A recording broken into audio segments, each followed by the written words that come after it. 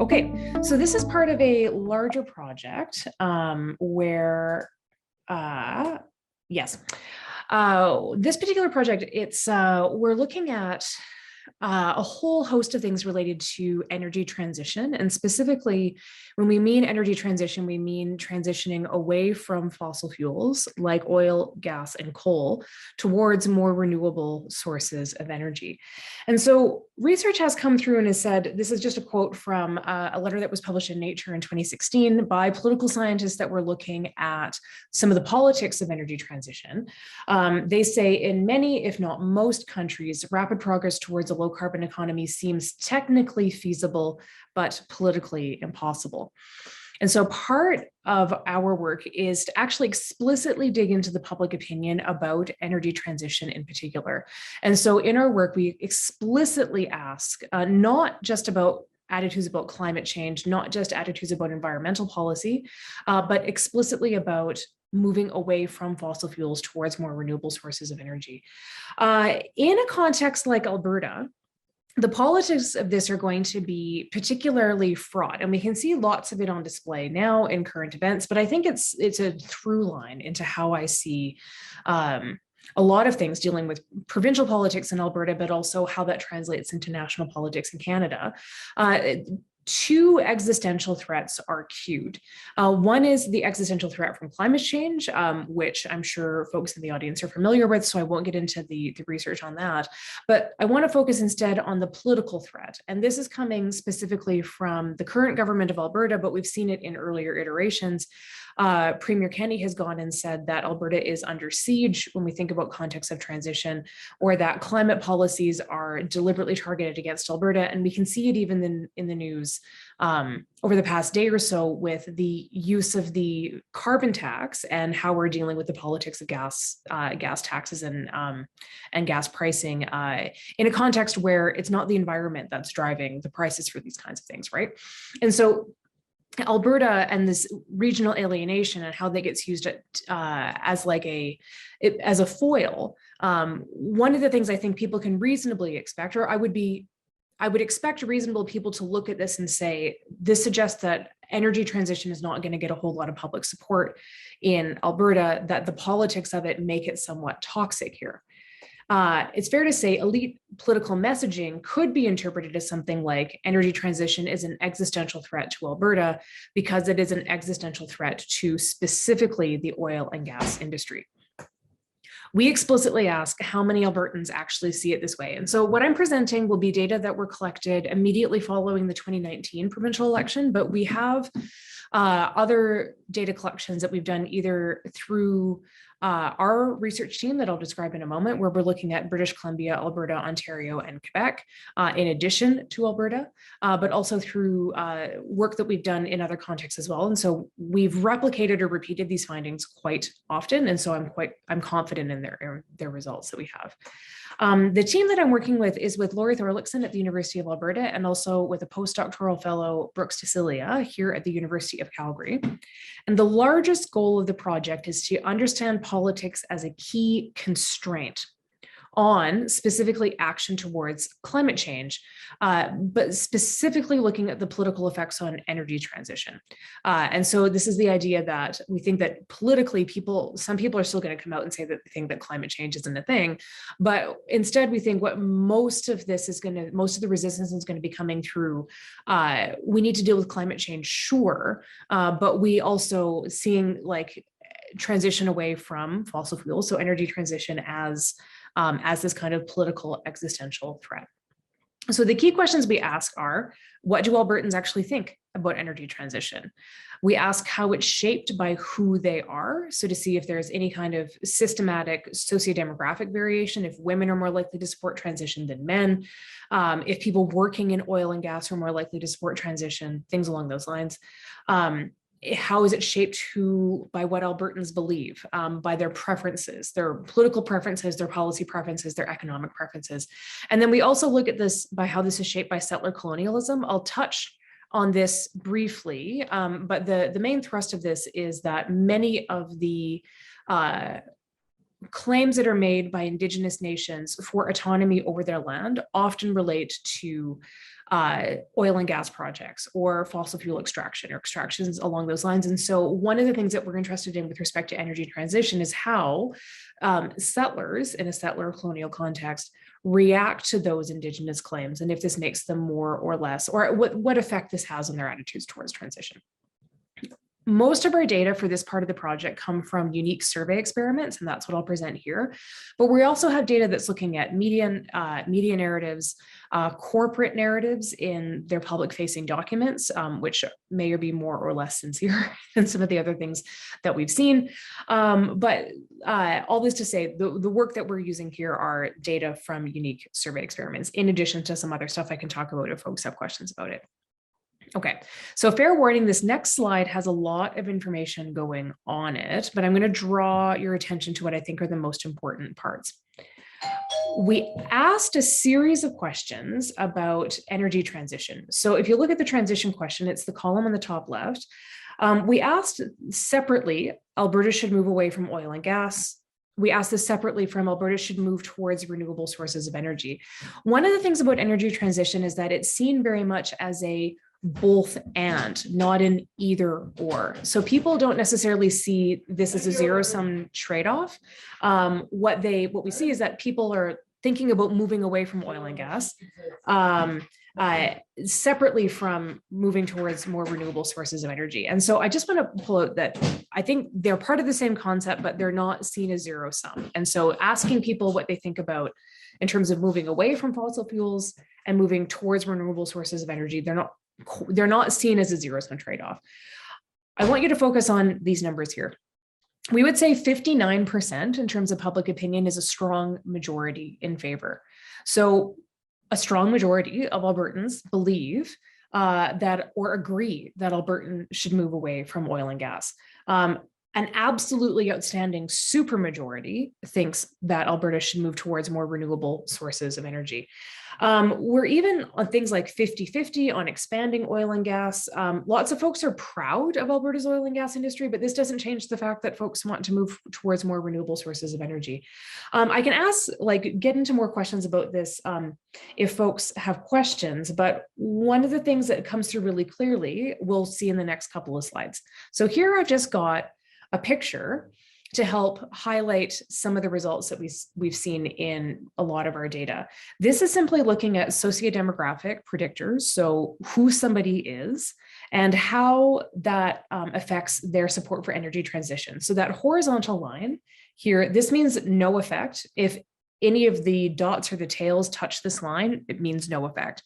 In order for something to have a clear effect, it would need to be very clearly away from the line. If it's to the left, it's a negative effect. If it's to the right, it's a positive effect. One of the things that's really clear about this is who somebody is doesn't have a whole lot of effect on how they think about energy transition. So I know that there's lots of narratives about, say, people who would work in industry, and it's true, people who work in oil and gas are significantly, though slightly, more likely to oppose energy transition than people who don't. But our measure of this captures people who work in industries that aren't necessarily directly related to oil and gas, but they're people where their clients are mostly related to oil and gas, right? And so there's that effect is there for sure. Similarly with people who their personal finances might not have been as great in 2019 as what they were in 2018. There we can see a slight negative effect, but for the most part, people aren't reacting to effects of climate change, including more extreme weather events like a natural disaster. That's not doing something. Race isn't doing a lot. Religion isn't doing a lot. Being a parent isn't doing anything.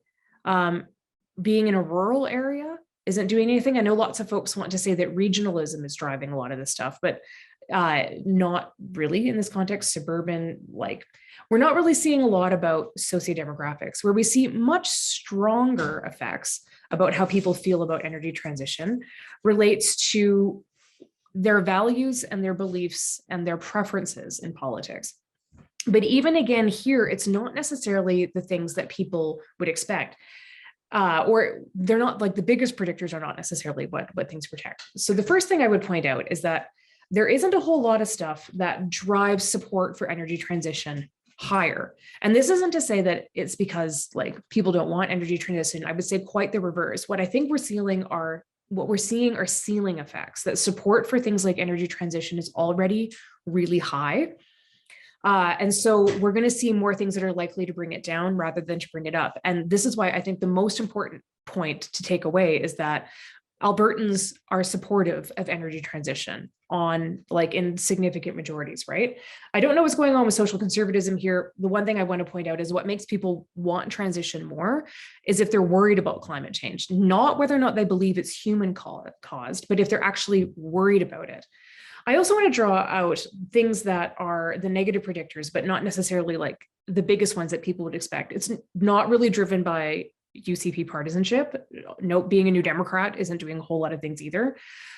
Identifying emotionally with the left or right does what we would expect it to do. This is the further right somebody is, the more likely they are to oppose transition, certainly. Populism, though, isn't doing a whole lot. Neither is being super proud in Alberta or being a strong, alienated Westerner. This isn't really driving a whole bunch of this stuff. Racism matters, certainly, and that matters for particularly Indigenous claims and how people react to Indigenous claims.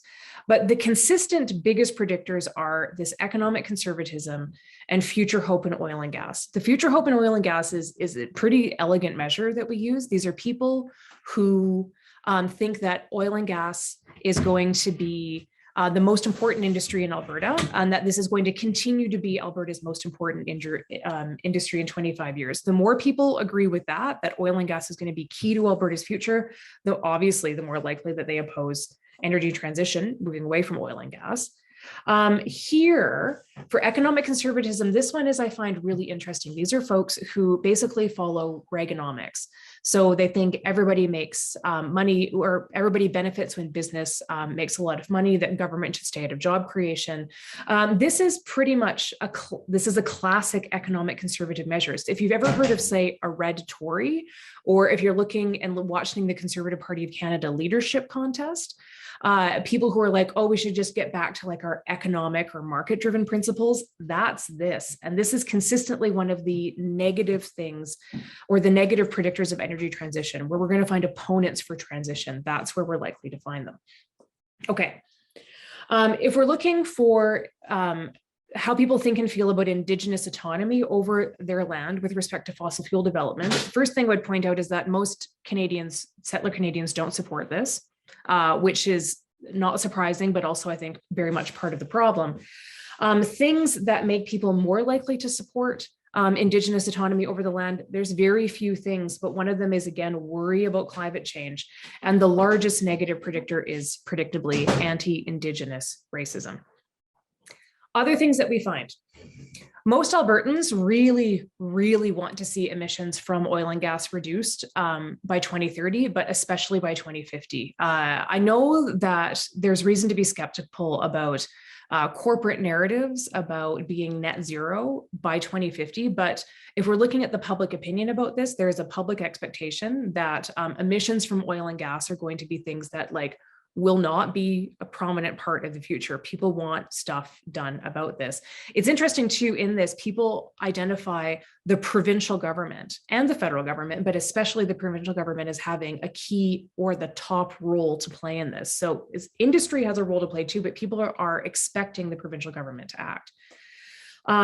If we hear news information, or for participants who heard news information about Indigenous opposition to pipelines, they wanted more aggressive action taken on those emissions.